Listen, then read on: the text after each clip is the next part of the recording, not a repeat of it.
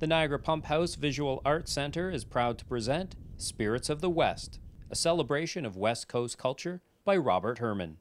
The exhibition started back in 2010 with a trip to Vancouver Island, and specifically we wanted to see the Pacific Rim National Park. So it started with that, and then friends said, yeah, besides going to the park, you have to see Roy Vickers' gallery, who's a native artist out there, and spectacular work. But what he wrote about the place and why he did his work and why it was so important to the native people was what really inspired this show and got me going. So it was returning to Ontario, kind of figuring out how I wanted to express what he had to say.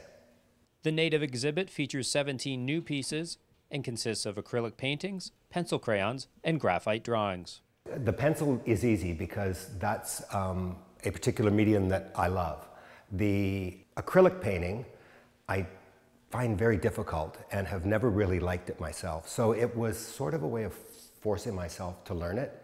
The pieces that are behind me, which are done with pencil crayon on mylar, is a medium that I used to have my students do, and with constant complaining that I was being really mean to them and it was brutal because the medium was difficult to use, that which is true, if you apply a certain color and then try to do an application over it to get a sort of a gradation or shading of anything, the pencil crayon that you use will lift the color off that you've already put down. So it's a learning process of trying to figure out what you lay down first, what comes next, etc., to get that, and then how to build up color even on the back to make it brighter on the front. So that particular medium was mostly because I knew it was difficult for them and I did help them through it, but I wanted to kind of experience it for myself. Robert's personal favorite in the collection is a painting of a headdress called Raven Clan Hat. This particular one I really like just because of the colors that are in it and because it's different from what normally the natives would have done on their own, and every piece in here has been sort of carefully chosen for that, because all of this work that's here is after the period of meeting Western civilization, or what they referred to as the Iron Men that came, but with them they brought the tools that made their work far easier to do. And so there's this proliferation of work that takes place. And then in about a 20-year period, the sort of missionary movement comes in and says, whoa, we have to stop this stuff.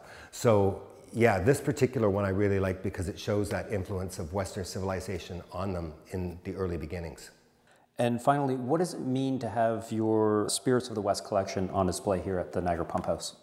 You know what, it's just kind of nice that everyone will have a chance to maybe see it. I'm hoping, because of being an educator, that besides the fact that it's artwork and all the rest of it, that you can look at and tell what you're looking at, that by looking at it and by reading some of the information about it, that it will help to educate the people that actually see the show to realize that yeah, there's been a fair bit of damage done to our culture that was here far before we ever arrived. So yeah, I'm hoping that that's basically what people get out of it. Spirits of the West will be on display at the Niagara Pumphouse Visual Arts Centre until Sunday, May 26th. In Niagara-on-the-Lake, you're watching The Source.